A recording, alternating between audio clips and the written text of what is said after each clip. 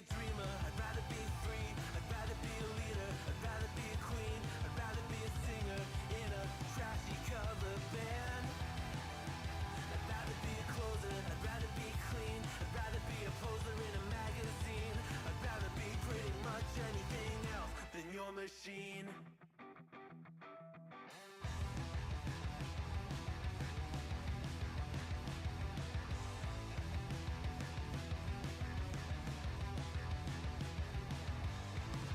Wasn't always just a single shade, a palette full of gray in reverie. And I can burn it brighter than the sun. I have a golden gun inside of me. Don't box me in, don't, or I'll leave. I'd rather be a dreamer, I'd rather be free, I'd rather be a leader, I'd rather be a queen, I'd rather be a singer in a trashy cover band. I'd rather be a closer, I'd rather be clean, I'd rather be a poser in a magazine, I'd rather be pretty much anything else. And if I fall behind, ignoring all the signs, if I lose the fight, I still rage against the night.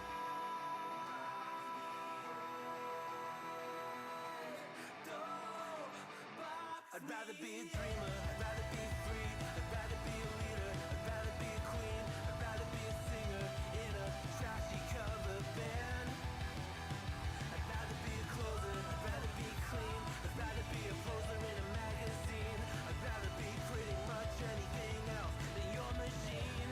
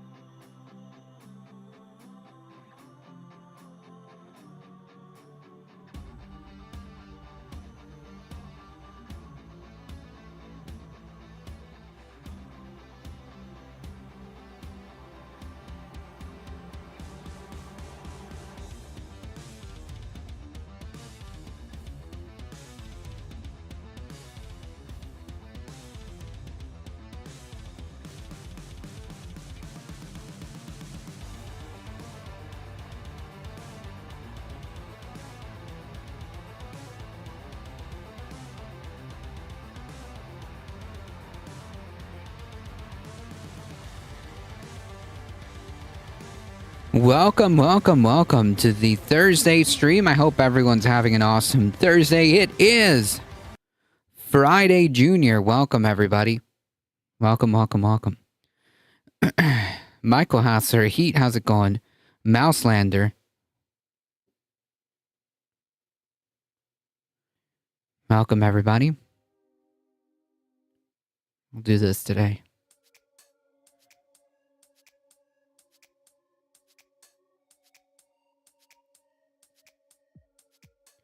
This song slaps. It does. It does. And it's all copyright free, by the way. So I think that's a pretty good win-win-win situation there.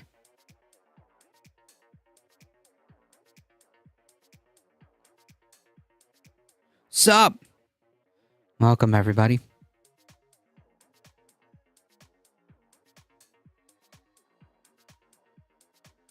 Yeah, it's a win-win-win. As a certain political commentator might say.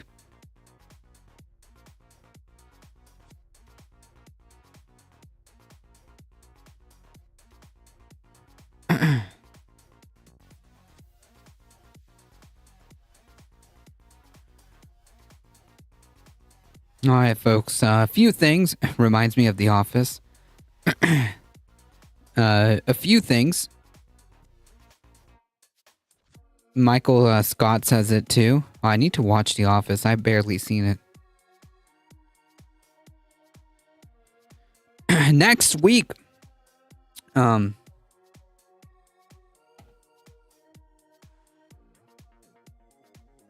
Ooh, cat.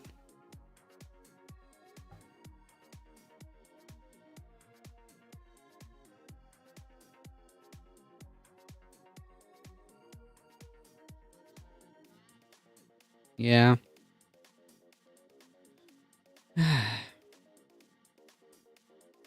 I know, it's a rough life, isn't it?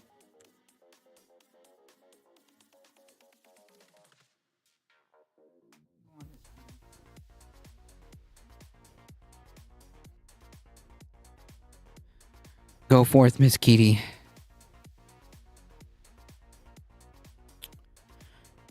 A woman was charged by the FBI for saying the 3D words to Blue Cross Blue Shield, be careful. That's a good heads up. I didn't know that.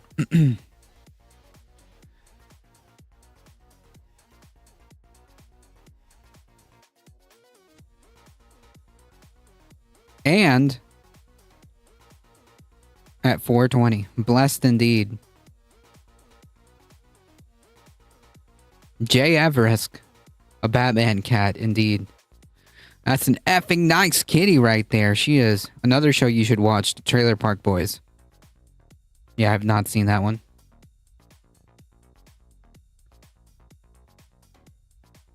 Okay.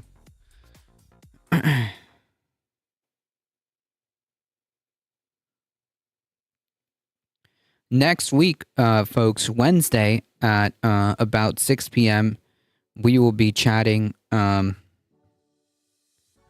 We will be chatting with the Beckosphere, and I think it will be a good conversation. I think it'll be a good conversation. So you definitely want to tune in about 6 p.m. Eastern. Is when we'll be talking with the Beckosphere.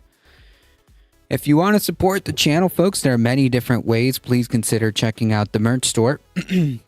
Sub on the Substack. It's free. Join the Discord. This Sunday, we will be watching Good Night and Good Luck. And it'll be about 6 p.m. Eastern. So if you want to join and watch, you can. It'll be about 6 p.m. Eastern. So head on over to the Discord. YouTube crew, thank you guys. I see you guys and keep liking the stream. I appreciate it. George Clooney. George Clooney swoon. There you go. That's the selling point, okay?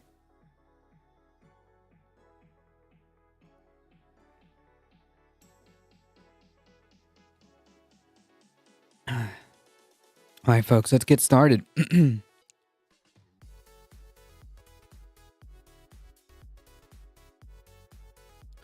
It's not a black and white movie about politics and white men.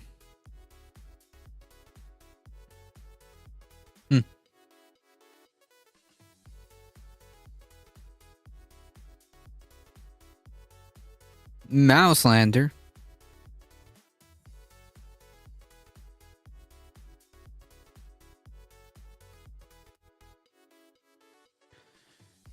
Cool stuff is happening. Cool stuff is in the horizon for the incoming administration, folks. Let me tell you.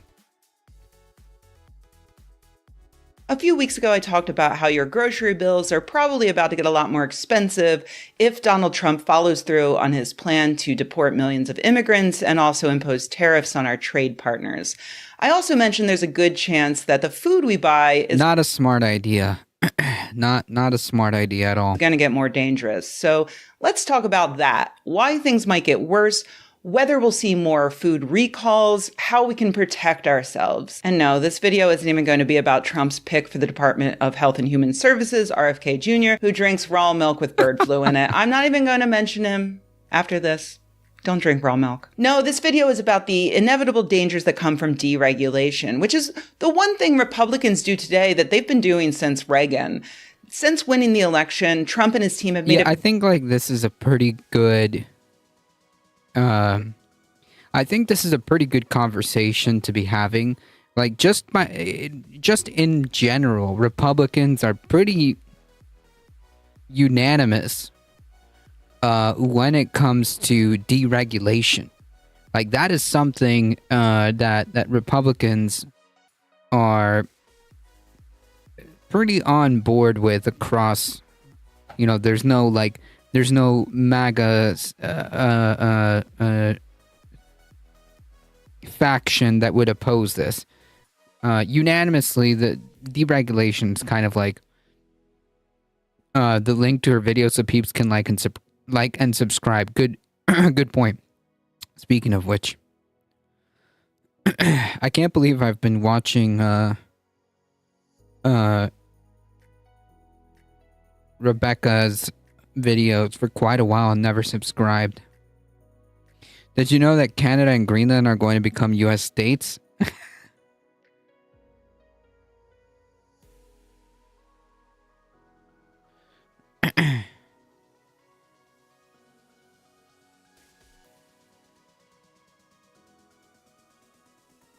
Was not aware of this.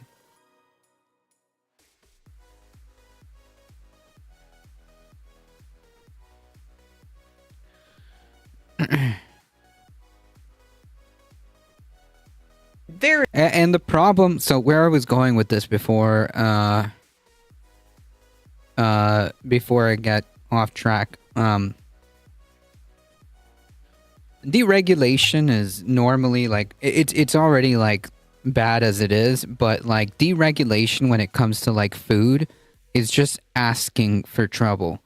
Like it's not like, oh, you get a faulty TV because like deregulation and now your cheap TV breaks in like a week. No, we're talking about like there's not enough health inspectors, or perhaps the standards that normally would have been in place have been lowered, cause a, say, listeria outbreak or whatever, foodborne illness. I don't want healthcare and a bad education. Sign me up. Seriously. Old Growth Canopy, welcome, welcome, welcome. Very obvious that they were lying about not knowing anything about Project 2025. Wow, if only someone had known and warned us. Everybody, okay? Like, that's literally everybody. This guy is like a pathological liar. The fact that he tried to, like, say that he had no idea and didn't sign off on Project 2025 and was completely against it because he had no idea what it is, even though, like, his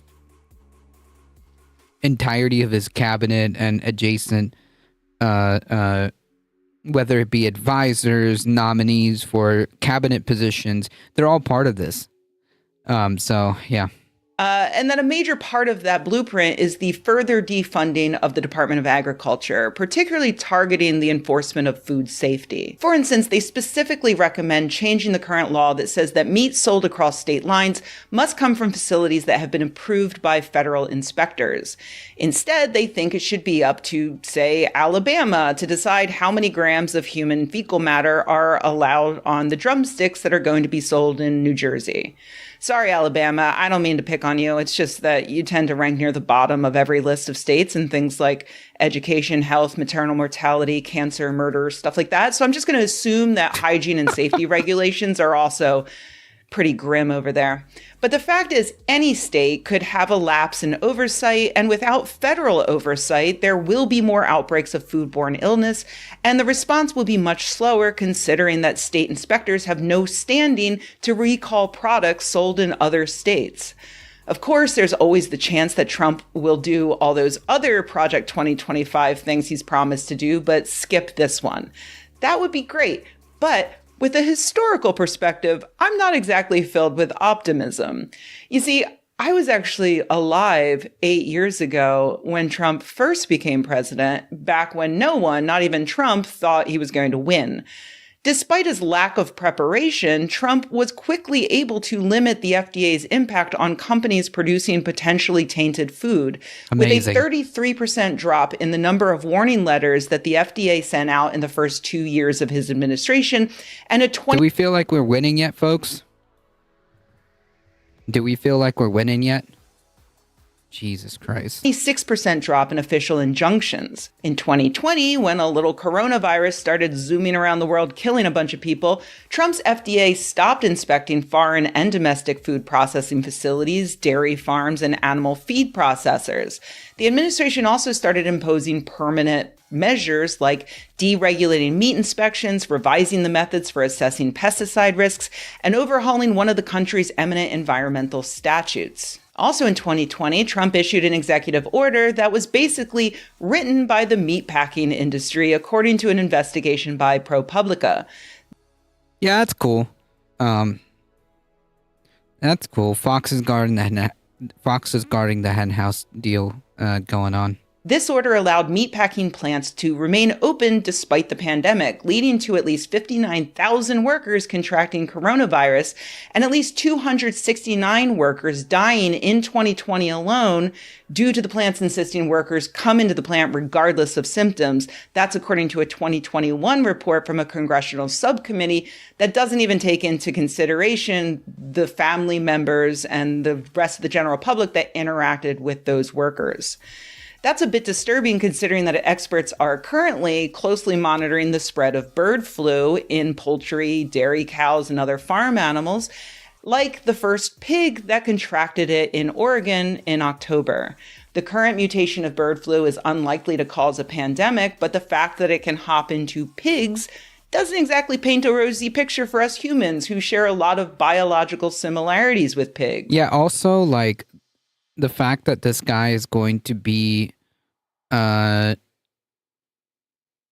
charge of, say, putting the people at the head of like a pandemic response or something to that effect. Like, man, that doesn't like spark a whole lot of confidence, right? Like, if a pandemic would pop off, it would be pretty freaking bad. Not that we have evidence that a pandemic is going to happen. I'm just saying, my confidence on this administration's ability to respond is not, it's not very high. Yeah, coronavirus, it is very real. Very, very real. I'm not saying you should panic, but I am saying that if I were a cop in Oregon, I'd go vegan just to be sure. So if you've been Yeah. Oh, gross. It was totally mishandled before. Why not again? Exactly. Like, why would I trust the administration that completely botched the first pandemic to be competent enough to handle another one should another pandemic happen? So yeah, excuse me if I don't have that. Excuse me if I don't have a overwhelming level of confidence here.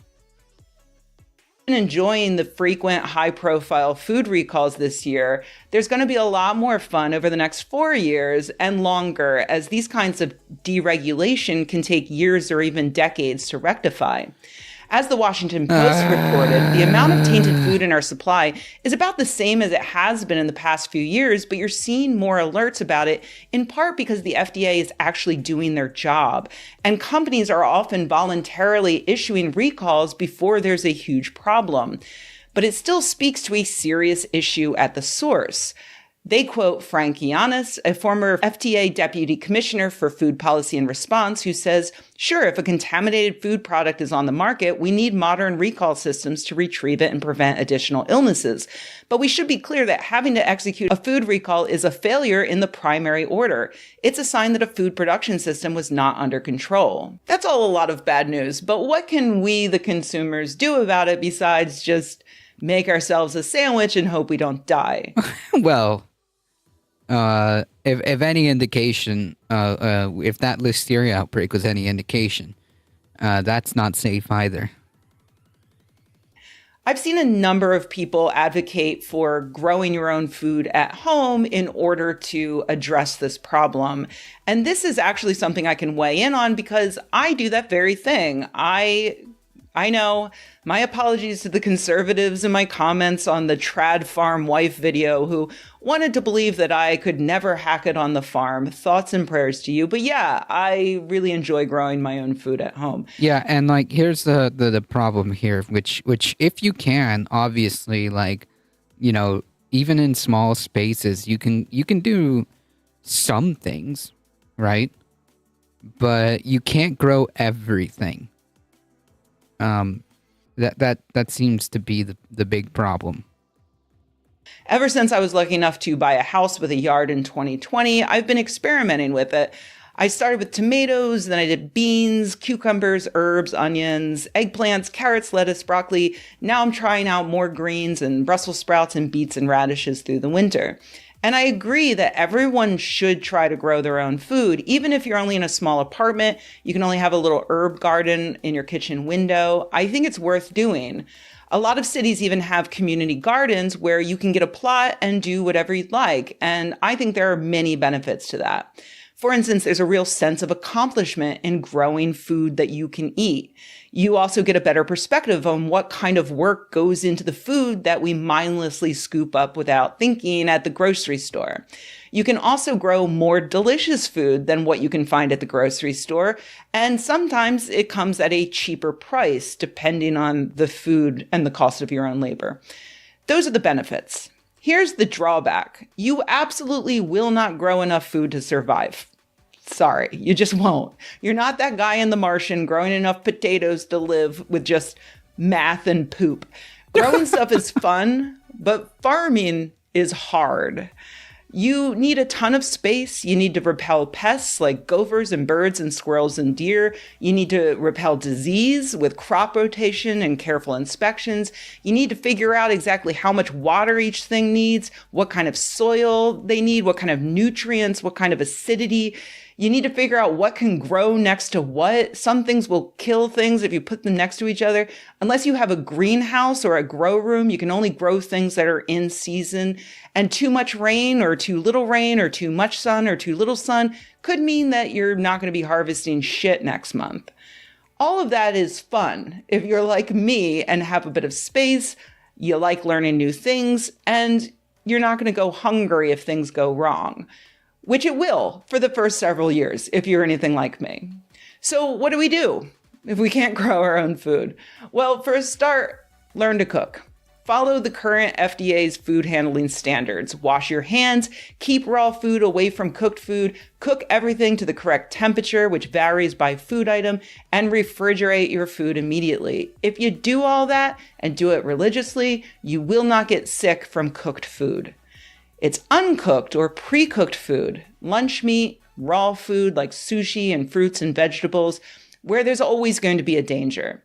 That's why vegetables account for more food poisoning than any other type of food. Remember that McDonald's recall that happened a few months back? Yeah, it was the onions. It wasn't dodgy beef. It was the onions. Poop. Yeah, details. Welcome. the raw onion on top of it that caused the problems. It's great that you wash your veggies, but it won't necessarily get rid of E. coli, salmonella, and other dangerous pathogens.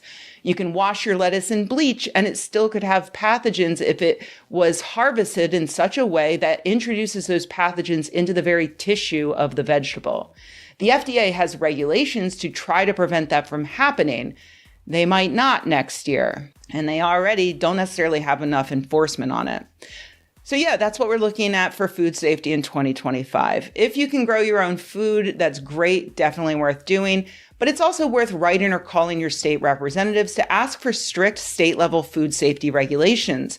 And if you get them, shop locally for your produce through things like CSAs, which can deliver local produce right to your door. And consider switching from fresh to roasted vegetables. Or, feel free to swing by my place if you really need some lettuce for your sandwich. Actually, no, don't do that. That's weird. Just hit me up if you need gardening advice. I would like to learn how to grow lettuce, though. That would be cool. Bleach is for COVID. Posted a new clip. That sandwich comment was too snarky to let it go. Only for, the dozen things that I've learned to grow. And only if you're in zone 10B. I'm sorry, you guys. It really is tough. But fun. It is fun. If you do have the option of doing it, hey even everybody, thanks for watching. If you enjoyed this video, please even like small herb gardens, it's fun. It's fun. Lettuce is actually one of the easier plants to grow because once you get it going, it grows like a weed. Nice. And well, I guess we'd have to see how much lettuce we actually use. First rule of lettuce growing: keep rabbits away. We do have rabbits here. We do have jackrabbits here. Or wild rabbits, I guess. And we also have deer.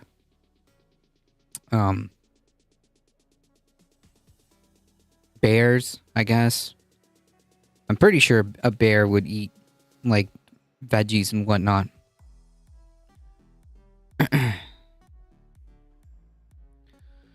As a grandson of a farmer but went tech instead. Have a good asparagus patch that's been producing for nearly 10 years with little work. Nice. Deer will also strip your garden. Yep. Although not many have come by here. I imagine it's because they are not fully aware, that there's a lot of goodies. That there's a lot of goodies here. But if they become aware, I'm pretty sure we're gonna have more instances of deer. Bears love fruit. Okay, they're more fruit. Will they eat peppers? No, peppers are. Bears are kind of like omnivores, so I guess if they get a taste for it, sweet peppers, not spicy peppers. Never mind the animal pests, it's the effing insects that will make you want to set the world on fire. That's true. We lost our entire cucumber and pumpkin crops to squash beetles. So yeah, we lost all of it. To squash beetles and what is squash borers? I don't know if they're all the same, but anyways, they just destroyed it.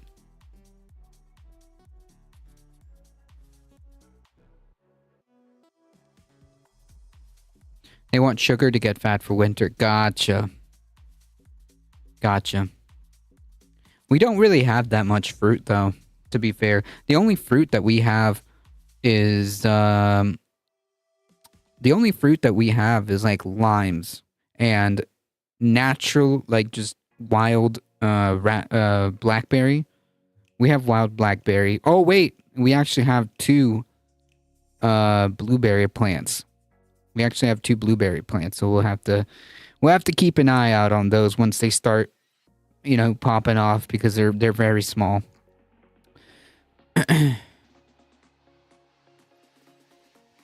I was in Montana, sort of related. I was in Montana with my parents once, and we were being eaten alive by mosquitoes. I thought I was losing my mind. That's summer. That's south. That's the South in summer. Yep. I can't stand it, especially in Florida. Especially in Florida, like that's not it. That's no joke. But yeah, hopefully our blueberries will start popping off. Like we got them like because they're baby plants, so they're pretty small. We got a whole like 2 blueberries out of those baby plants, but I'm sure that once they grow, we'll get decent crops.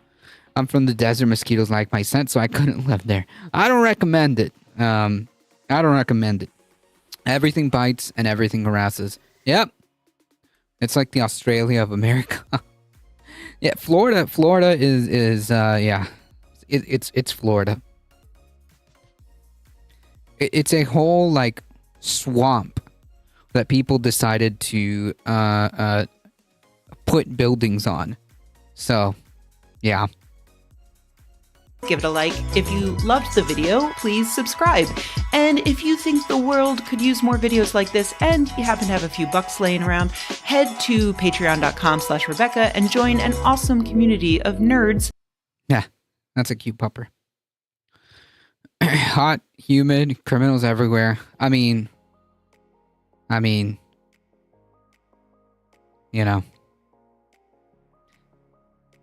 most high-profile criminal has a whole golf course there, or resort club, whatever you want to call it.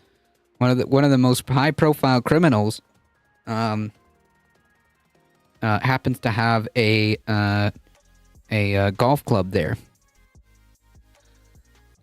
And don't forget the idiots. Yep, native Floridian here.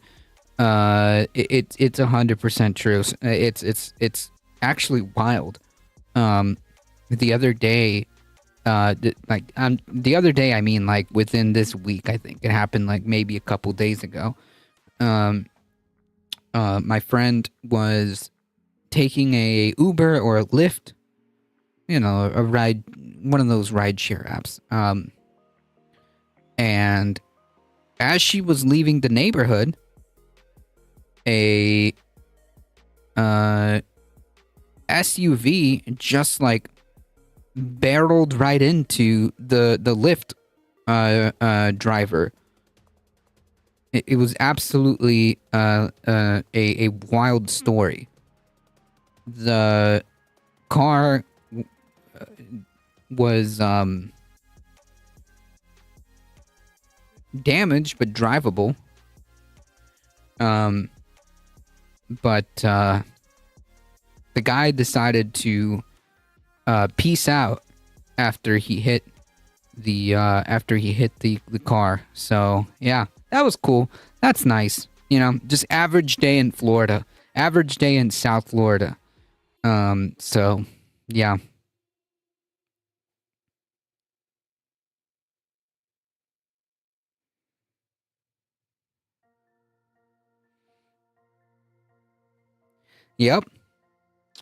Yep, it hit the car was hit on the driver's side. It almost looked like the way she was describing it almost looked intentional. I mean, like, to me, and I could be I could be wrong. I wasn't there, but like, there's a lot of freaking insurance scams in Florida. There's a lot of like car insurance scams in Florida. So it wouldn't be surprising if that dude ran his car into that other car, ran away, and then like later down the road files like a claim or something. Like that wouldn't be surprising unless it was some kind of like vendetta against that one particular driver. I'm not sure, but like, man, there's a lot of insurance scam stuff that happens there. Speaking of Matt Gaetz, Matt Gaetz is being offered a job at a Democratic donor law firm. Yeah, I mean that tracks, right? That tracks. That freaking tracks.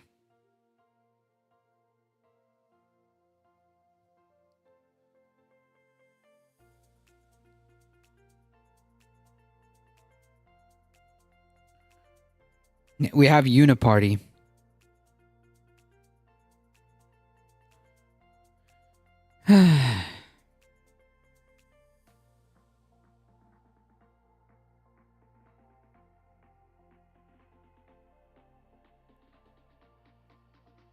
Here's an interesting segment that I found worth rewatching. Jason calling from Washington, D.C. Jason from Washington, D.C., what's on your mind?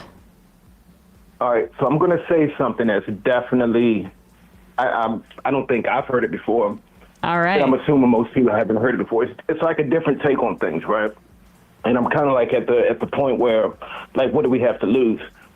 Being that Trump, like, we know he can kind of be, manipulated through words, right? He loves flattery, the whole nine.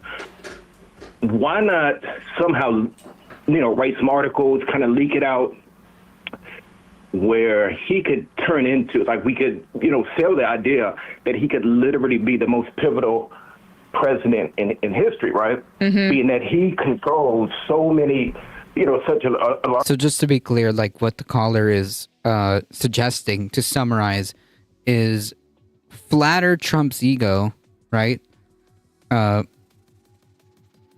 Stroke Trump's ego and convince him to do good stuff, because like at the end of the day, the only thing he cares about is how he's perceived and what his actions are, and how his actions are perceived. I don't know, man. I don't know.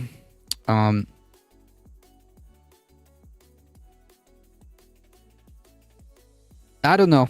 Or as part of the country, just imagine if Trump came out and said something like, love your neighbor, love black people are cool, or just Elon, Joe Rogan. Instead of, talking about all the nonsense, if they just kind of shifted their viewpoints a little bit, because they feel kind of isolated, I think, they feel like they've kind of ran to the right because that's the side that they've been accepted by. I'm saying that if Trump could think that he could literally go down as one of the most important people in the world, why? By like, I don't know, like leaking to the press, if Trump did like Medicare for all tomorrow, that he'll go down as like the most like iconic president on the planet Earth. I mean, like, I don't know, the guy has a massive ego. The guy has a massive ego. People were saying this is first term. People who support Medicare for all have big beans. There you go. Just leak that to the press, okay? Leak that to the press, and make sure Trump is watching. I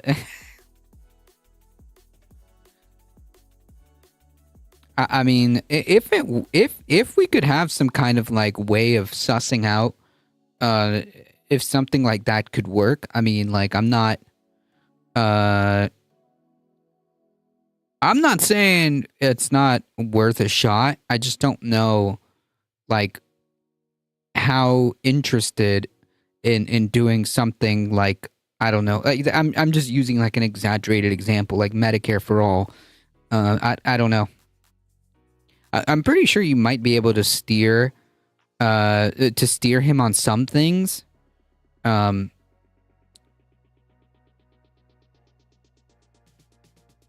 maybe a couple of things here and there, but I don't know. He didn't even the simulacra welcome. He didn't even let the JFK files get unclassified when they were scheduled to. He's not going to go against any business interest. Yeah, that's a good point.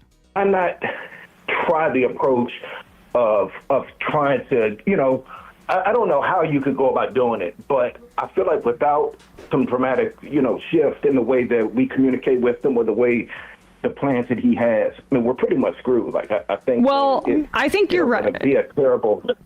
Matt, go ahead if you would like. But like, also, like, what would the Democrats do exactly? Like, how would this play out?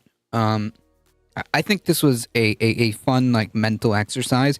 Like, how would that actually look and play out? I don't know. To say, like, we've talked about this a little bit, and I think Bernie Sanders has done some of that. I think Ro Khanna is trying a little bit of that too. I think that the differences in their approaches or execution shows why this is a fraught exercise. Bernie in 2020 said, okay, Trump, you're serious about this? Maybe we should give stimulus checks for people during COVID. That is a great example of this happening. I think there is a limit to how much Trump is open to flattery. I think he is mainly opening to making lots of money.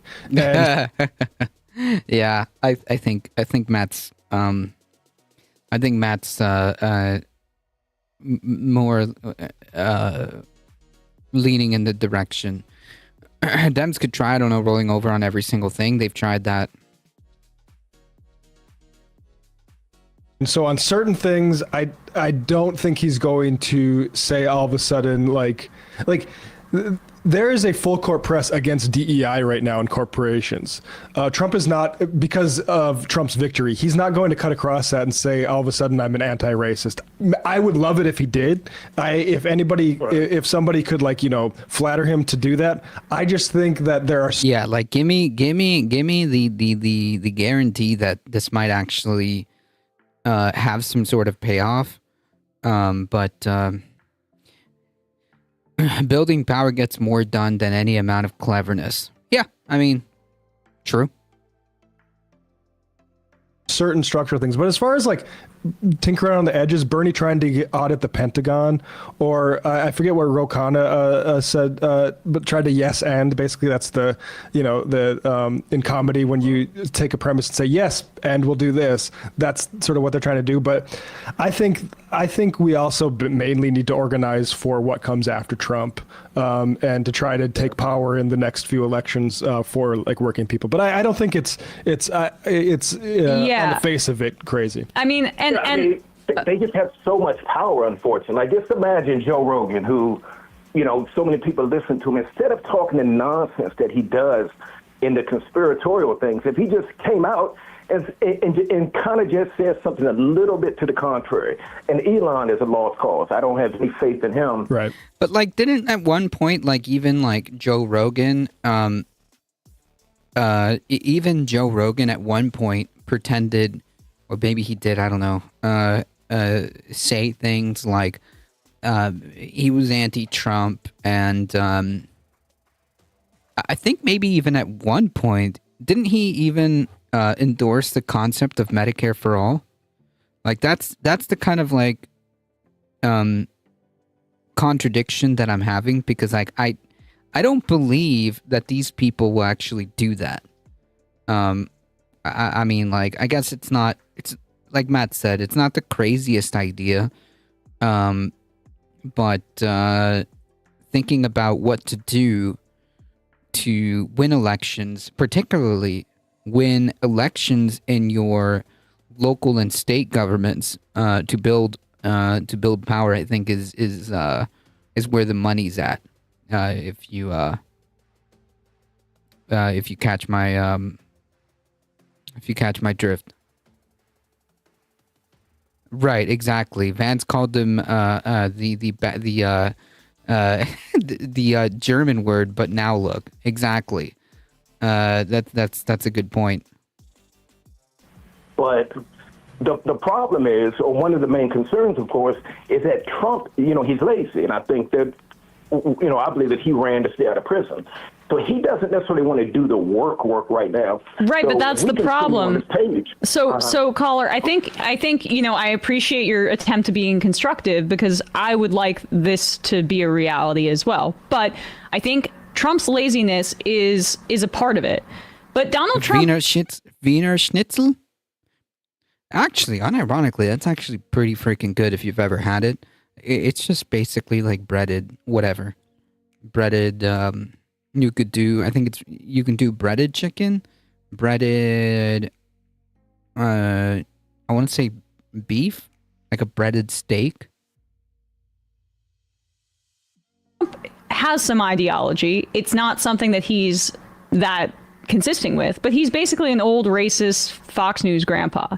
So for the most part, he's written off the entire part of the population that would, you would say, in theory, flatter him to a position that would be more constructive. Like he mainly, as you say, ran to stay out of jail, and then and he won, who's and going that's to be it. running the show are the people that he's staffed his administration with, who Right, and like that's it. That's the beginning and end of that.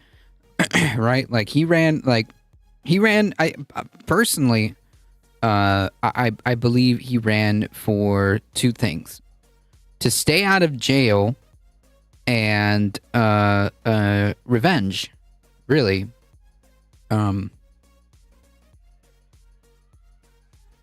breaded veal. There you go. Only no sauerkraut. Sauerkraut is actually pretty good for you. I had it in Germany once. Okay, so you had the real deal. I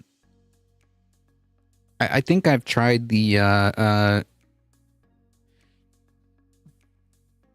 chicken. I gotta tell you, are not going to be the kind of people that will be interested in flattery from the left. Exactly, yeah. So I agree, and I'm saying that like time is running out. no, I know, but I mean, I think the problem is the buzzer already sounded because, you know, like Sean O'Brien of the Teamsters, a leader of the Teamsters, like I defended him in the RNC thing, I think because he saw what was coming, which is the Democrats are losers and they're going to lose to this guy. And I have to worry about what my union's doing. And so I think that was frankly a defensive. I think their first role is not to elect Democrats. It's to represent their members. Right.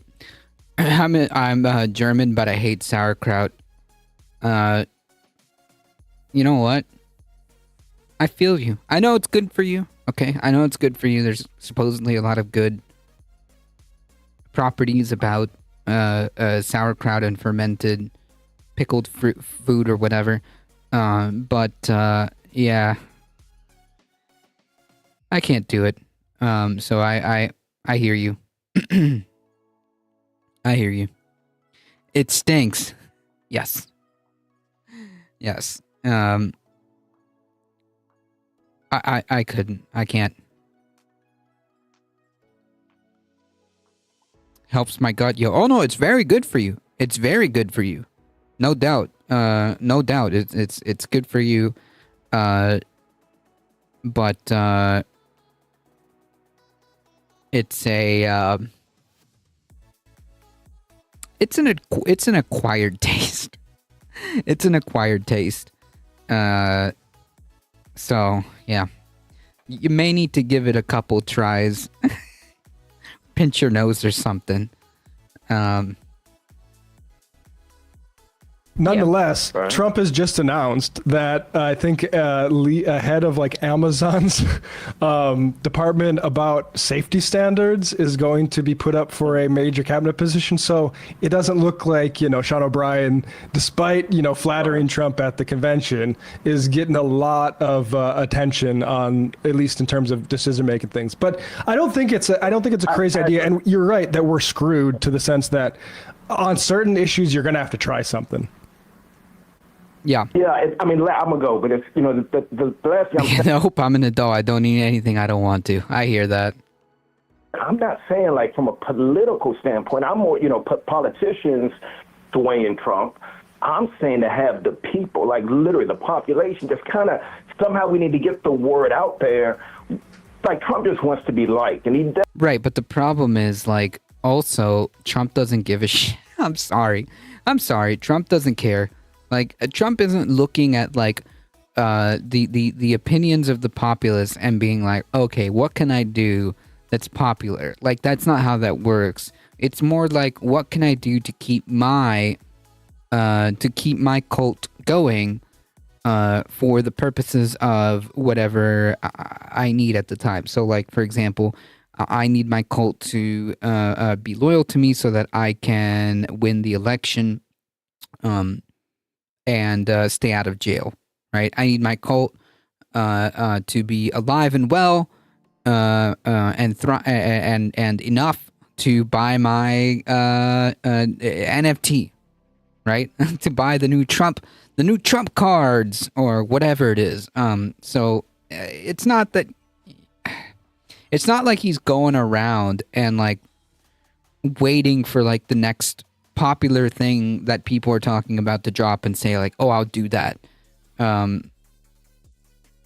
It doesn't work that way. Definitely doesn't want to do the work. So all that I'm saying is, once he's in power and these people that are feeding him the names, like you just mentioned, these physicians, these are not people that Trump is fully aware of. These, they're telling him who to nominate and, who to put up in certain places.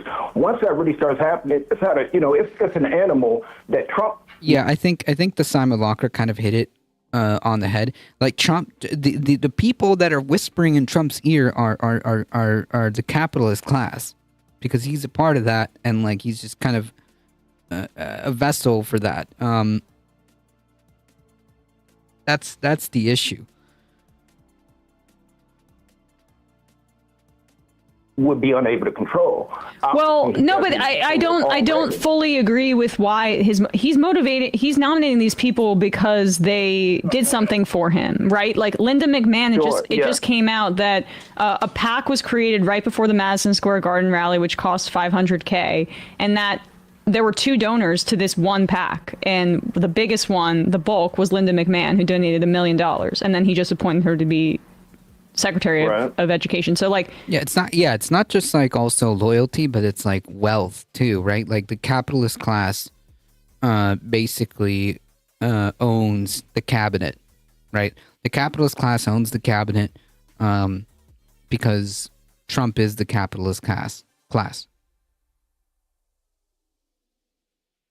None of this, he is glad handing. He cares about handshake deals.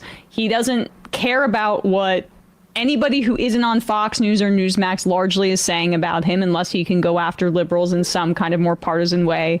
And Gerald from New Orleans writes in, I love the caller's idealism, but Trump can't even get his followers to take the COVID vaccine, which I think is a great example of like Operation Warp Speed, even though I wish that the government owned it, was a overwhelming success in creating 2 mRNA vaccines via Moderna and Pfizer that were highly effective at transmission and reducing transmission and the spread. And then he does take credit for that, though, too. But not really, though. He brags about it, just like he does Roe. He'll brag about it.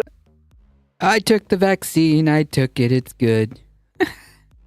And then also talk bad about it. He plays both sides. Right. So in the same thing, just like he loves to, hear talk about Fox, they talk good about him. He would love to see CNN talk good about him. If Majority Report says something good about him. Well, no, I don't think so. No, I don't think so. I'm sorry. This is where like we start heading into fantasy land. I don't think so.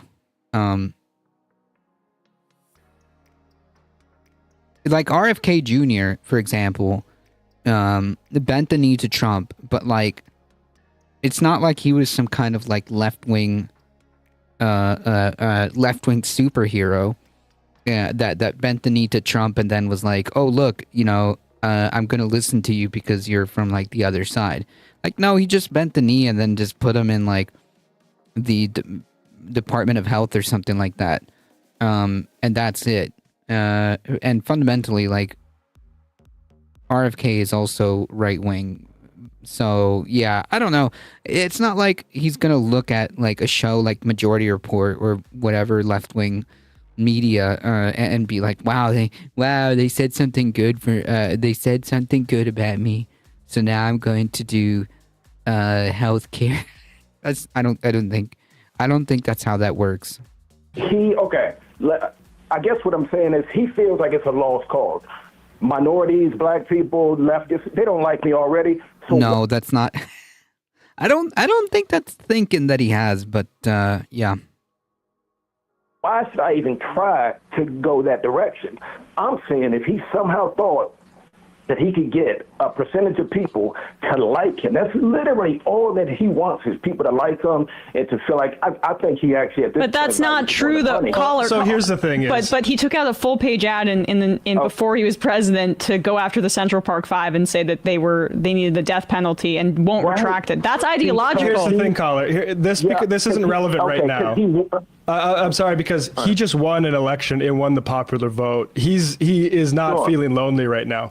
If like the economy tanks and his tariffs do something, and he all of a sudden like loses a lot of favorability and becomes, let's say he has less favorability than lower than he ever got in the first term, then we might, because I do think the kernel of truth is that I don't think he's loyal to Republican Party other than a vehicle to his own will to power. Right. And so if all of a sudden he does this stuff and it becomes kind of like I have 15% approval rating, then, but right now there will be cracks. Right now, he's feeling himself. Yes. Like he won the popular vote, which he didn't do last time. Like, and he raised margins among certain communities that he didn't do last time. Like, he's feeling himself. Yeah. So the point is I agree. I'll let you go here. I appreciate the thought exercise. Thanks, I Jason. appreciate y'all taking my call. I can't believe you took my call. Seriously, this is crazy. Well, thanks for the call. It's good to chat, and I'll say I think the thought makes sense, but perhaps not right now. Like, it's going to be at a point where he's in crisis, where there's going to we can create potentially a situation where you dangle a carrot. You got a 15% approval rating, maybe do Medicare like everyone else.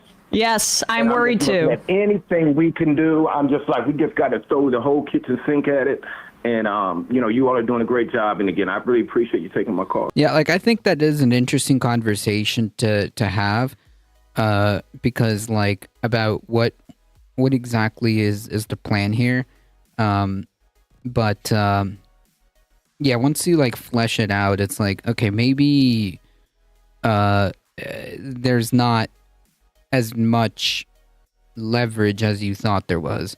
And so I said the best is yet to come lady is now the ambassador to Greece. Is that Kimberly Goldfield? Whatever. Just another like Nepo pick. Yeah. Okay. Gotcha. Good point from Matt. Matt's usually pretty good on point. On point. Thanks so much.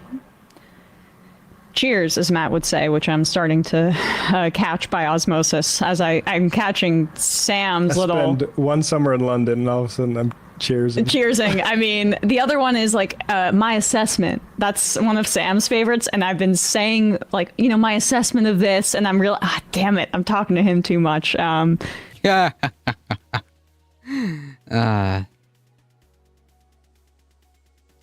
The Godfather dated Donald Trump Jr. and then he dumped her. Oh, okay, gotcha. Dan Anonymously, welcome. But anyway, that's those are the little things. Perhaps soon it'll be Milia. It's already baked in. Yeah, baked into the cake. Another bite at the apple. Hey, with Trump's inauguration. She also dated Newsom. Yeah, that's true.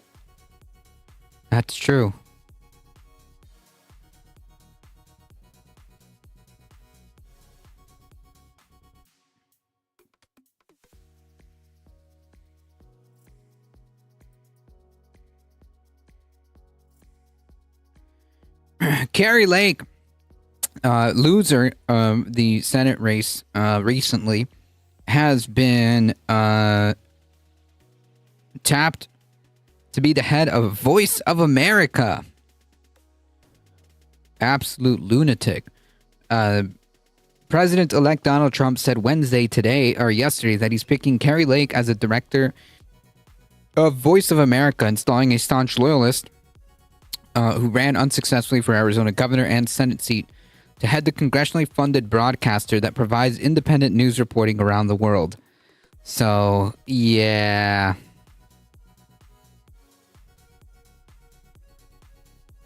That's like hearing that Bill Maher and Ann Coulter dated. It's like, oh, that actually makes sense. Yeah, well, it does. It does. Lake, an immigration hardliner, was a television news anchor in Phoenix for nearly 3 decades until she left in 2021 after making a series of controversial statements on social media, including sharing COVID misinformation during the pandemic. Telegenic, engaging, and adept at communicating, Lake launched her political career a short time later. I feel like we could be doing this a little bit different. But okay. Quickly building a loyal following and a national profile, she sparred with journalists and echoed Trump and her sharp criticism of what she calls the fake news. Cognizant welcome, America certifiable, so I guess that tracks. In a statement, Trump said Lake would ultimately be appointed by and work closely with the head of the U.S. Agency for Global Media in his incoming administration, who I will announce soon. He said Lake will ensure that American values of freedom and liberty are broadcast around the world fairly and accurately, unlike the lies spread by the fake news media. Like, this is so wild. Like, just hang on to that for a second. It's so wild. Like, the same person who just said, like, some of the absolute insane stuff about COVID and about the election. She's an election denier. Is being touted as a qualified person to fairly and accurately broadcast the American values of freedom and liberty. Like, man, this is some wild, like, 1984 stuff. Up is down, war is peace. I'm ready to cave up. Yep, me too.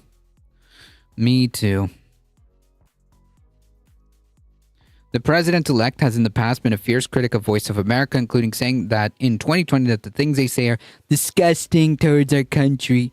The broadcaster drew about the only qualifying thing that she has is that she was a news anchor. The broadcaster drew additional criticism during Trump's first term for its coverage of the early days of the coronavirus pandemic, with the White House publication, the 1600 Mail Daily, an email summary of news and events, accusing it of using taxpayer money to speak for authoritarian regimes. That was after Voice of America covered lifting lockdowns in the Chinese city of Wuhan, where the virus first emerged. VOA was founded during World War II, and its congressional charter requires it to present independent news and information to international audiences. It responded to Trump's criticism by defending its coverage. Upon taking office in January of 2021, President Biden swiftly removed a number of senior officials aligned with Trump from VOA positions affiliated with it. Lake endeared herself to Trump through dogmatic commitment to the falsehood that both she and Trump are the victims of election fraud.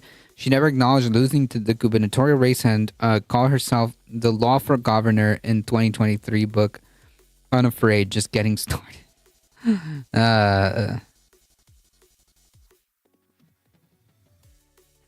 Yeah, you're just you're just in time, actually. Lake continued her unsuccessful fight in court to overturn it even after beginning her run for Senate, which she lost by an even higher margin. Womp, womp, womp. So anyways, this is who's gonna be the person for Voice of America. The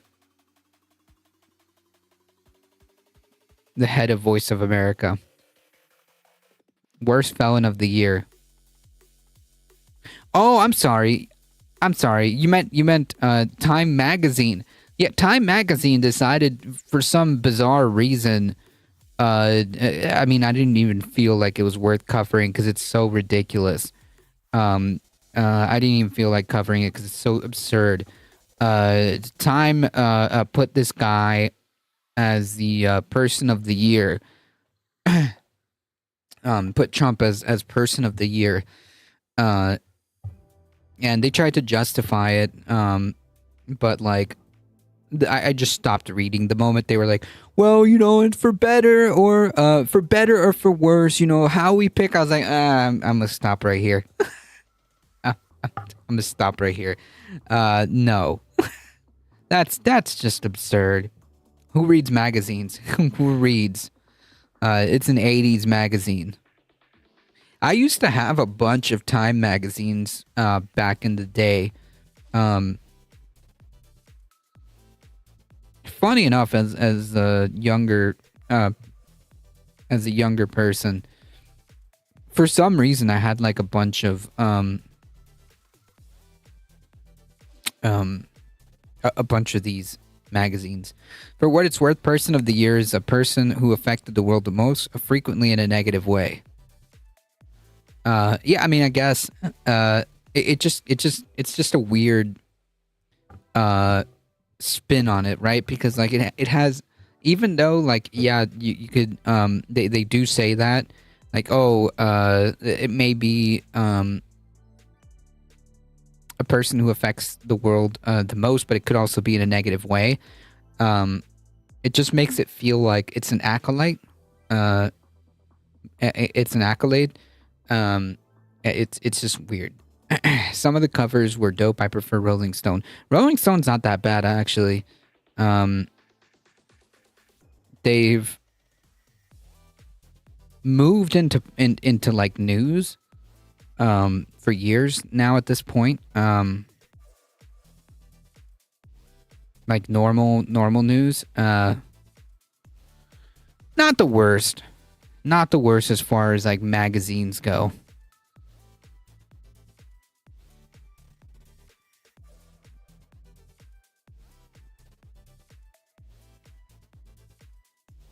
The journalism is top rate.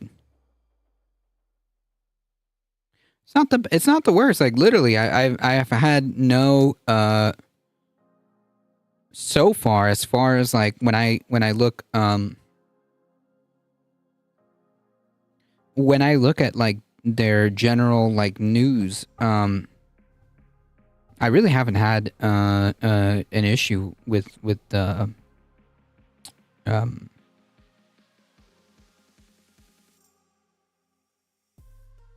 their news. They aren't afraid to go there sometimes.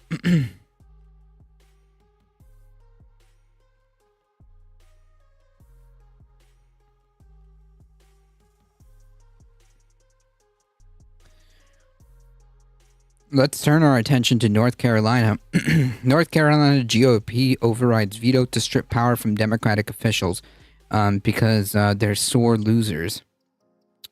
On the brink of losing their supermajority in the state legislature, North Carolina Republicans overrode a gubernatorial veto on Wednesday yesterday to enact a new law that gives them control over elections in the state and strips the incoming Democratic governor and attorney general of some of their powers. Currently, North Carolina governor appoints 5 of the state's board of elections, allowing him to select a 3-person majority from his party. So, of course, naturally, when they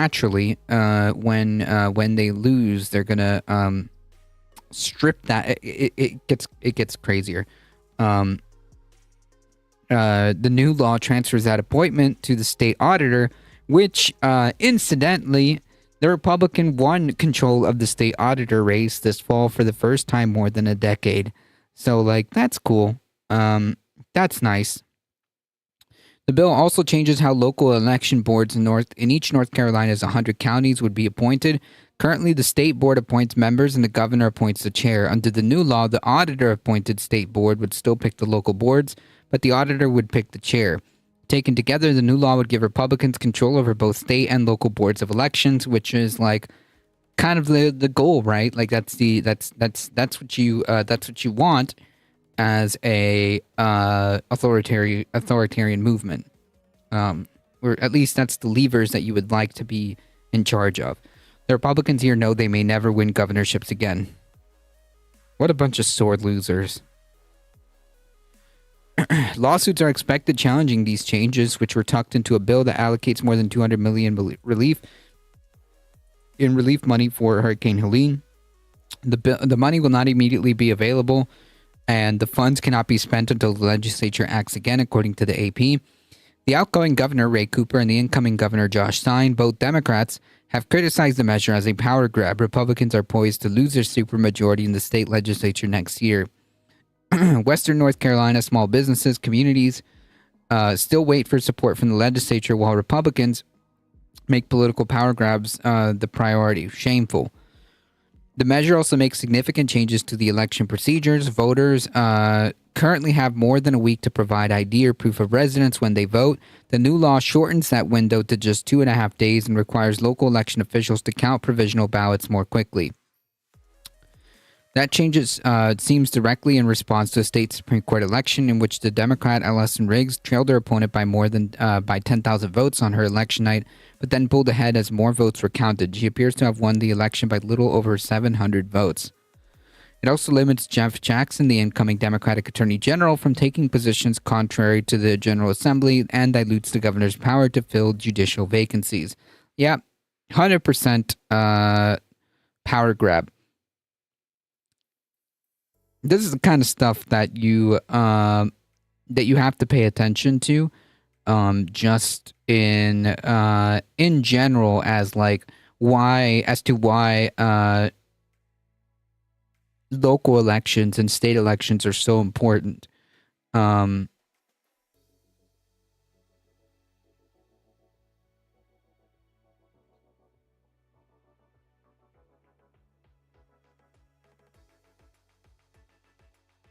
One second.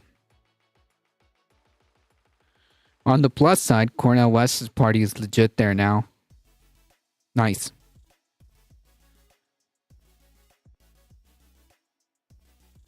Which party is that?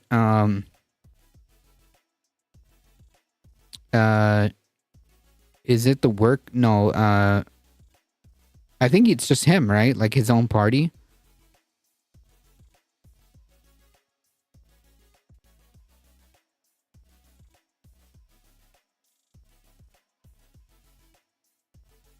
I thought when he ran for president, I think it was just his own, like his own name, wasn't it?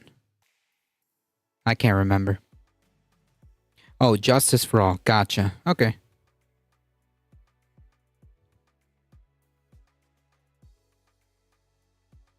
Unfortunately, Western North Carolina had to watch as every Republican in the General Assembly shamelessly put their desire to strip political power away from recently elected Democrats ahead of aid and relief their communities need, said Anderson Clayton, chair of North Carolina Democratic Party. Using the guise of Hurricane Helene, relief is a new low even for General Assembly Republicans. I mean, with the history of Republicans in North Carolina, I mean, like, look who they freaking ran as governors. So, yeah. Anyways, the point being is this is why state and local elections are important, and ideally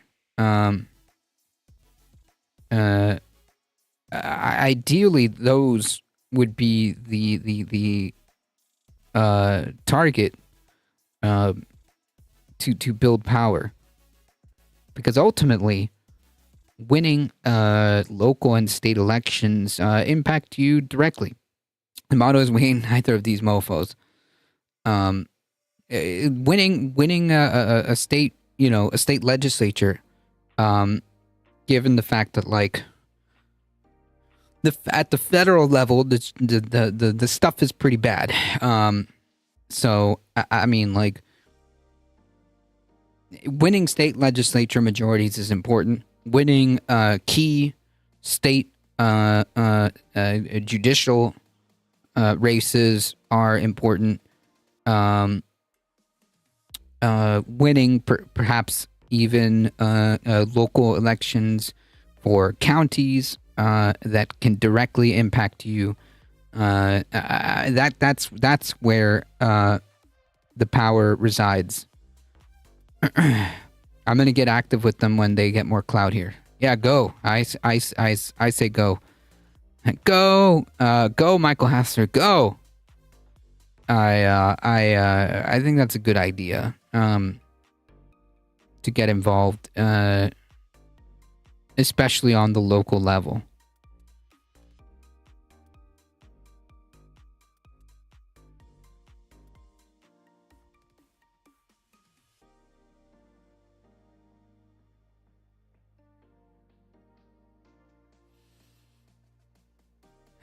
we have to have alternatives to what we have now. Yep. And like basically like the game plan, in my opinion, is build power where you can, and most of that's going to be local. Most of that's going to be local. It doesn't have to be, by the way, politics. Well, rather, I should say, it doesn't have to be like even running for office, right? Like if you perhaps are in a position to, say, suggest unionization at the workplace, that's building power locally. If you have the ability or time to, say, maybe organize a community event like a community garden, that's building power locally. Just as a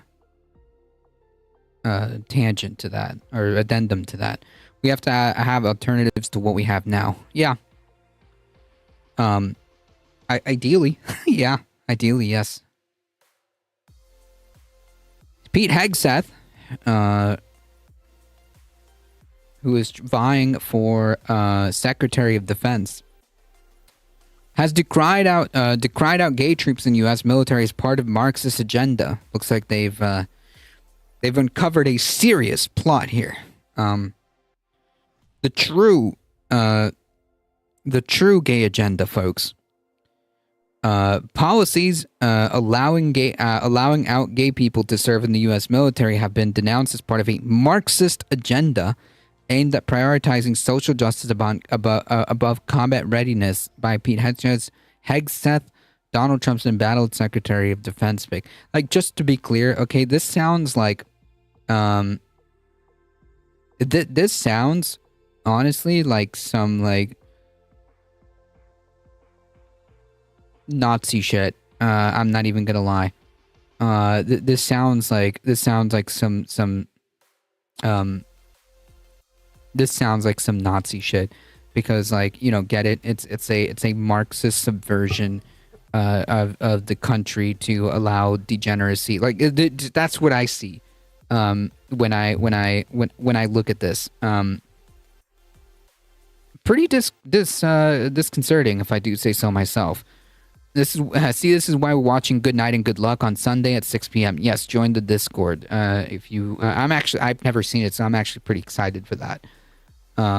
Explain the log cabin Republicans then. You'll hear crickets. You'll hear crickets from Pete Hegseth. The assertion was among many contentious anti-woke views expressed in Hegseth's last book, The War on Warriors, published this year, in which he lambasted a previous policy known as Don't Ask, Don't Tell, that tolerated gay that's a word. Tolerate. Oh, you're talking to Pete Hegseth. Yeah, he doesn't have an answer to that. To him, it's just a way to push. It's just a way to push far right ideology, because, like, it sounds like he's pushing the concept of, like, having these degenerates is a Marxist subversion. I mean, like, that's just, like, for me, that reads as, like, classic fascist rhetoric. That tolerated gay service members as long as they did not disclose their sexual orientation, which also excoriating its appeal. Don't Ask, Don't Tell was introduced as a compromise during Bill Clinton's presidency in 1993 to allow lesbians and gay men to serve in the military in the face of opposition from senior commanders. The policy overturned a previous blanket ban that had been in place since Second World War. Like, I don't understand. Like, it makes zero sense. Someone's sexual orientation has nothing to do with whether or not they're capable of being like a soldier, right? It's just bizarre that this would be even thought about, because like this has a person's sexual orientation or even gender identity has nothing to do with whether or not they can be a soldier, right? Normally, what would determine whether or not you can be a soldier if you can pass, whatever physical tests and qualifications that they put in front of you. Like, it doesn't matter if you're gay or straight or cis. It really doesn't matter. In my opinion, it shouldn't. But it's kind of strange that like they would even care about any of this. Once they get ousted, their whole life gets wrecked still. No deal. It was repealed in 2011 during the presidency of Barack Obama, following the numerous complaints of discrimination resulting from dishonorable discharges of armed service personnel after their sexuality had come to light. Hegseth, whose nomination has become imperiled following allegations of drunkenness, sexual misconduct, and financial mismanagement, has denounced Don't Ask, Don't Tell as the start of ideological tinkering with the armed forces for social justice ends. Like, I don't even know, like, it just doesn't make any sense, because like the military is not an avenue that like is a champion of social justice. Like, the military is the military. Anyways, but he has voiced regret over its repeal, calling it a breach in the wire that opened the path for wider ideological and cultural changes in the armed forces. Recalling how he's getting ready to deploy to Afghanistan when the policy was annulled, he wrote, "Our commander briefed the unit, peppered a few jokes, infantry stuff. Oh, I can imagine. Sure, dude. We mostly laughed it off and moved on. America was at war. Gays and lesbians were already serving in the military. I'd seen the enemy with my own eyes. We needed everybody. And let me tell you, even if, like, you wouldn't know, seriously, but okay, whatever. He now says that inclusive and tolerant attitude was a mistake, suggesting it paved the way for admitting trans people into the military and allowing women to serve in combat roles for which they were barred until a 2013 reform. Again, I don't give a shit. I'm be honest, like, it makes no difference to me if you want to be a soldier and if that's what you want to do and you are able to pass the qualifications that come with it, then so be it. But it started with Clinton, Don't Ask, Don't Tell. Hegseth told the conservative broadcaster and intellectual titan Ben Shapiro in an interview this year, which he cited a military recruitment advertising of a soldier with 2 lesbian mothers as illustrative of a shift in military culture. At least when I was an army of one, at least when it was an army of one, they were, a tough-looking go-get-'em army. Now you just have the absurdity of I have 2 mommies and I'm so proud to show them and I can wear the uniform too. So it's just like everything else the Marxists and the leftists have done. At first it camouflaged nicely and now they're just open about it. What? Question mark? So like it bugs you that some people have 2 I don't get it. I don't get it. Like, can that person be a soldier? Like, yes or no? It's really simple. You should be so lucky anyone shows up to your stupid operation. True. Hegseth's aversion to gay people in the military and women in combat was expressed before Trump nominated him for a cabinet position that would give him decision-making power over both policies. Interviewed by CNN, Hegseth, a former Army National Guard soldier and Fox News host, amazing, declined to say whether he still believed it was a mistake to repeal Don't Ask, Don't Tell. We know he does. He also supported all women serving in our military, despite previously arguing that their presence led to an erosion in standards. Source: Hegseth repeatedly took issue with the concept of female combatants in a chapter of his last book titled The Deadly Obsession with Women Warriors. I'm going to say something politically incorrect. I'm going to be let me rephrase that. I'm going to be a a-hole for no reason. but let's go on. Politically incorrect, that is perfectly commonsensical observation. He wrote, dads push us to take risks, moms put the training wheels on our bikes. We need moms, but not in the military, especially in combat units. But like, what does that mean? Dads push us to take risks and moms put the training wheels on our bike? What are you talking about? That's not a mom or dad thing, dude. That's a human being thing. That's not a guy or girl thing. There are plenty of women who are more than willing and more than capable of wanting to take risks. Like risk aversion is not limited to one sex. You know, we can't have people thinking about what they're doing. Just go. Exactly. Support the troops, but F the military. I agree. It's very sexist, and men are capable of thinking. Right. Like, I don't understand. Like, I'm pretty freaking risk averse. Okay. Let me tell you something. I'm pretty risk averse. Like, I don't like to do what would normally be considered risky stuff. I don't like, for example, to take like unnecessary, like, I don't know, driving maneuvers, right? Like, I'm not weaving in and out of traffic. I'm not speeding everywhere I go.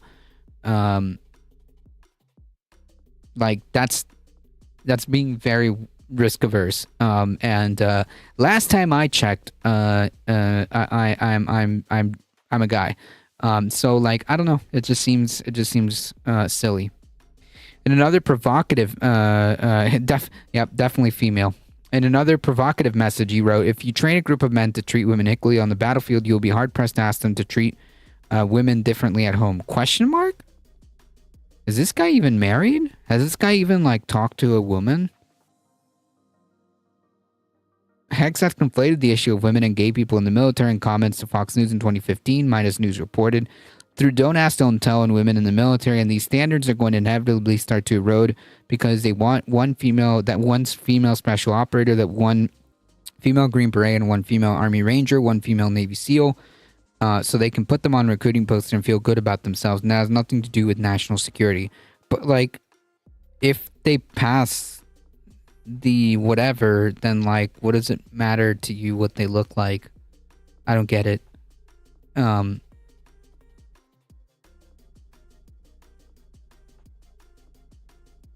Just what a weirdo.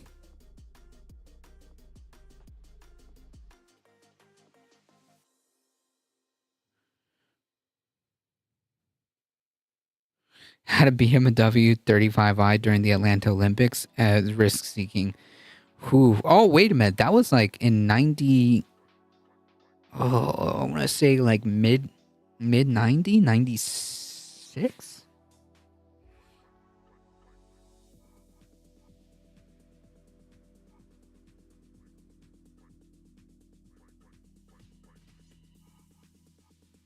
There's like a 96, gotcha.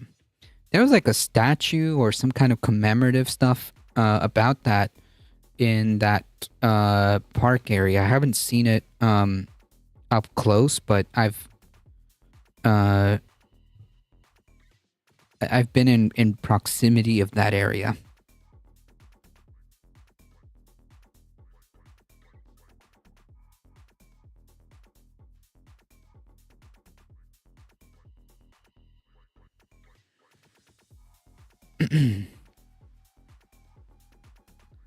Stuff's a brewing, folks. House passes a bill to add 66 new federal judgeships, but prospects murky after Biden threatens to veto. These people are dumber than my pet turnip. Nah, don't do your pet turnip like that. Come on. What was once a bipartisan effort to expand by 66 the number of federal district judgeships across the country passed the House of Representatives on Thursday today through, though prospects of becoming law are murky after Republicans opted to bring the measure to the floor only after President-elect Trump had won a second term. The legislation spreads out the establishment of new trial court judgeships for more than a decade to give 3 presidential administrations and 6 Congresses a chance to appoint the new judges. It was carefully designed so that lawmakers could not knowingly give an advantage to either political party when it came to shaping the federal judiciary. The Senate passed the measure unanimously in August, but the Republican House brought it to the floor only after the election results were shown. The bill passed by a vote of 36 to 173, with the vast majority of Democrats opposing. Globus the Elder, welcome. Welcome.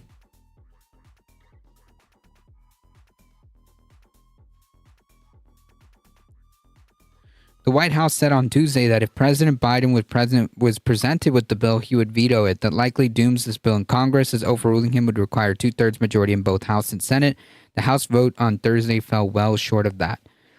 Representative Darrell Issa of California, the sponsor of the House bill version of the bill, apologizes to colleagues for the hour we're taking for something we should have done before the midterm elections. But here we are, Issa said, warning that failure to pass the legislation would lead to a greater case backlog that is already costing American businesses billions of dollars and forcing prosecutors to take more plea agreements from criminal defendants. It would only be pettiness today if we were not be able to do this because of who got to be first. But Democrats said the agreement central to the bill is broken by the GOP leaders because they opted not to bring it up for a vote before the election. Which, I mean, like, yeah, did you think that they were going to play, like, nice? No, they wanted to wait to see if they were going to have the opportunity to put those judges in.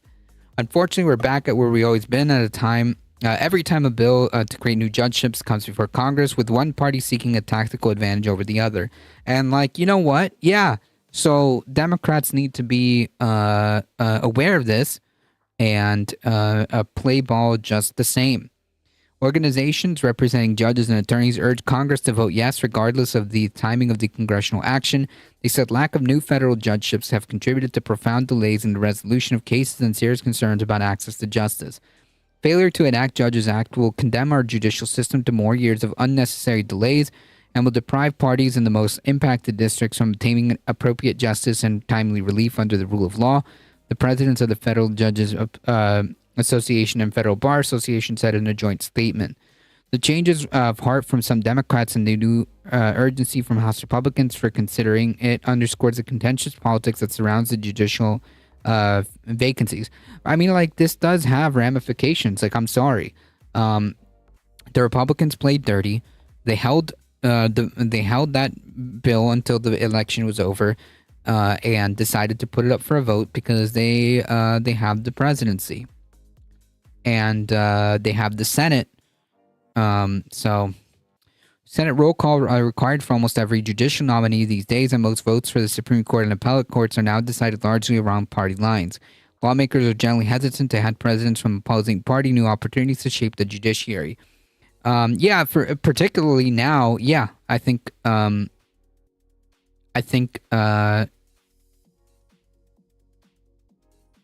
that's warranted.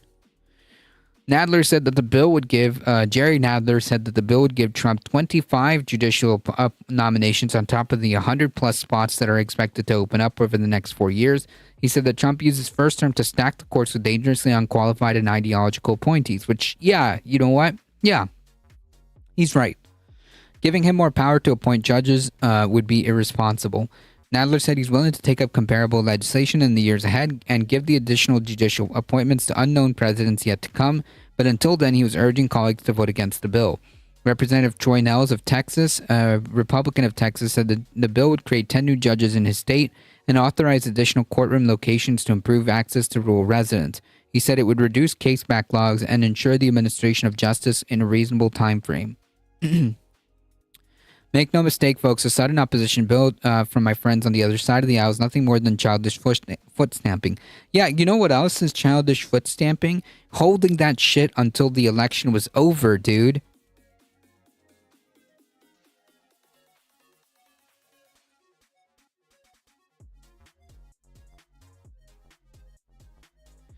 Speaker Mike Johnson said Democrats are standing in the way of progress simply because of partisan politics. Yeah! I don't know about standing in the way of progress, but like, yeah, absolutely. You violated the agreement, so why should they play ball? This should not be a political issue. It is. It should be about prioritizing the needs of the American people, ensuring the courts are able to deliver fair and impartial and timely justice. If you actually cared about that, you would have taken that bill when the results of the elections were unknown, so it would be whoever, it would be up in the air.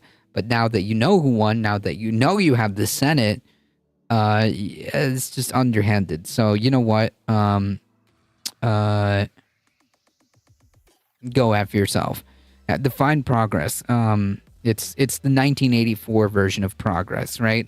Up is down, war is peace, slavery is freedom.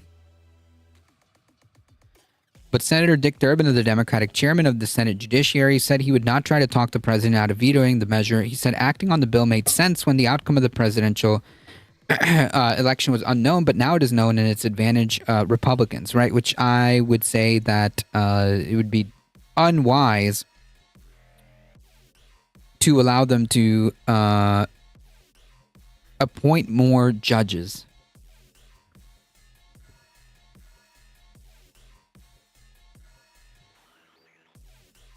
Congress last authorized the new district judgeship more than 20 years ago, with the number of cases being filed continuing to increase, with litigants often waiting years for resolution. Last year, the policy-making body for the federal court system, the Judicial Conference of the United States, recommended the creation of several new districts and the Court of Appeal judgeships to meet the increased workload demands in certain courts. But in its veto threat earlier this week, the White House Office of Management and Budget said the legislation would create new judgeships in states where senators have sought to open existing judicial vacancies. These efforts to hold up vacancies and suggest that concerns about judicial economy and caseload are not true, the motivating force behind the passage of the law. So, yeah, I mean, this doesn't surprise me. A roadworthy golf cart. I don't know. I think the little prisms are cute. There was a Geo that was like a mini SUV. What was it? Geo. Oh Christ, what was it called? The Tracker. Yes, there it is. The Geo Tracker. Thank you, Globus. That's it. I actually really liked that car. My babysitter had one. I thought it was so cool. I mean, like, look at this thing. Look at this thing.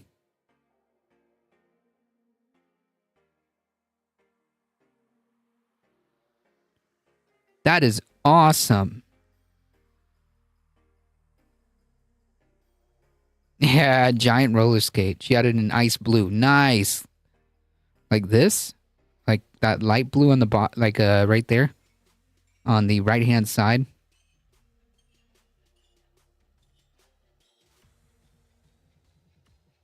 Does look like a giant roller skate.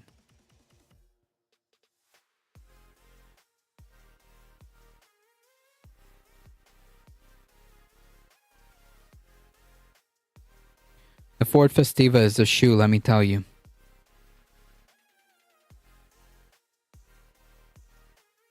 I dig it. I like that blue.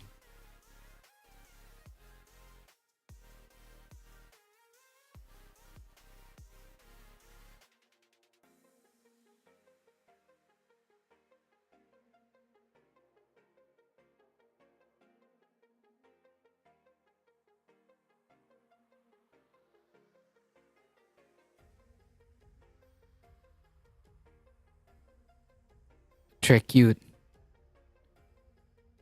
At sizes, no one over 5'9" and 175 could fit in a Tracker. Well, let me tell you. I am Tracker sized, okay?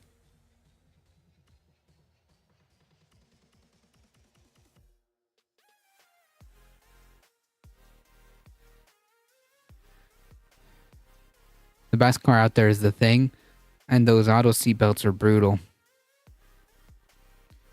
I can't see the picture. No, that's okay.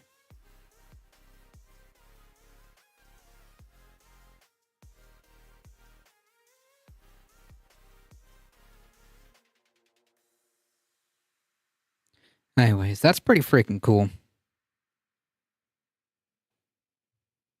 I love that little car. I'm not tracker size, I'm suburban size. No, I'm definitely tracker size. I'm very tiny.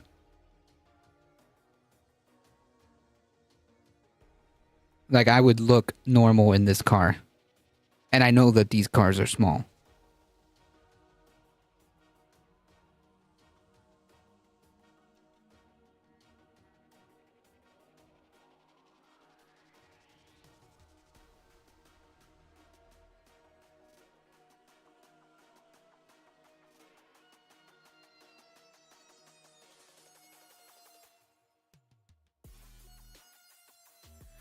Folks, it's time for me to get out of here. I see my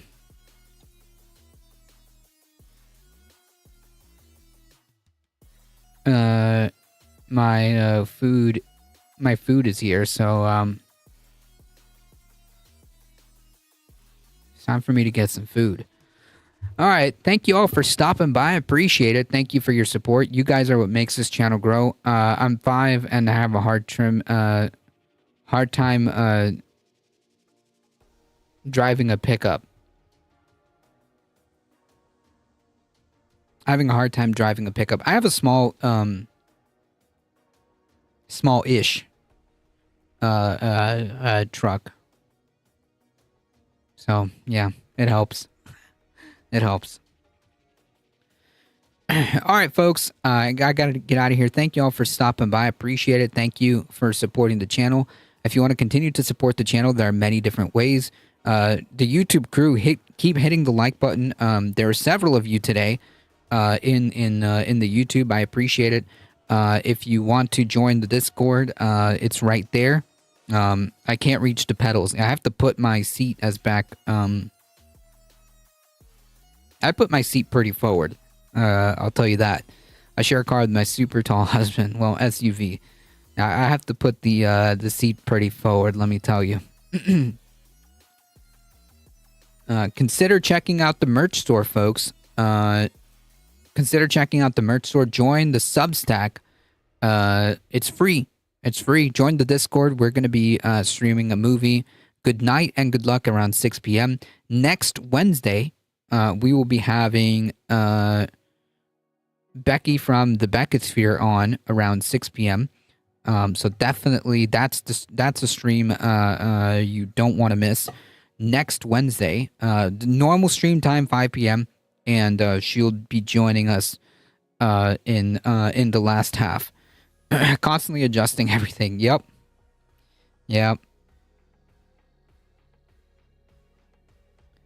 So I'm pretty excited about that. And just as a heads up, going into the Christmas holiday, I think the 23rd, December 23rd, there will be no stream, and December 25th there will be no stream. So that I know for sure. Of course, I'll keep you guys updated. We'll do like a Christmas stream on December 20th, Christmas Eve. I might be able to do one. So just also as a heads up, since I see that we're already turning the corner on the Christmas holidays coming up. So just as a heads up, the 23rd, definitely there won't be any stream. And the 25th, I'm pretty sure there won't be any stream. Anything else, I will play by ear. And it will, I'll just like update on the Discord. All right, I think that's all the announcements. Thank you all for stopping by. Spread the word. We'll be here Monday, 5 p.m. Eastern Time. Thank you, Heat. Thank you, Michael Hester, for modding the chat. As always, folks, please stay safe. Please take care of each other. I love you all, and I hope to see you guys in the next one Monday. Or if you join us on the movies, I'll see you guys on Sunday. See ya. I'm so glad it's freaking Friday, basically.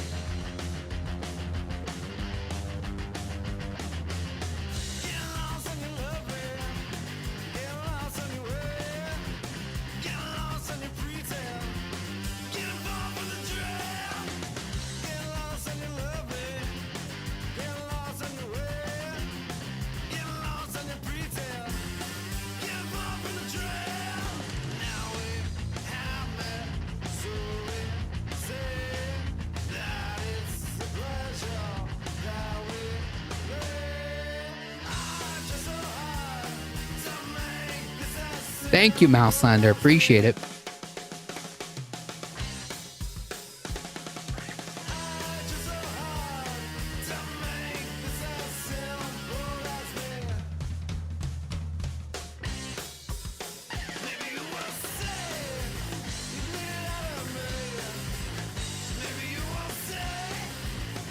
All right, folks, we're heading out in 5, 4, 3, 2, 1.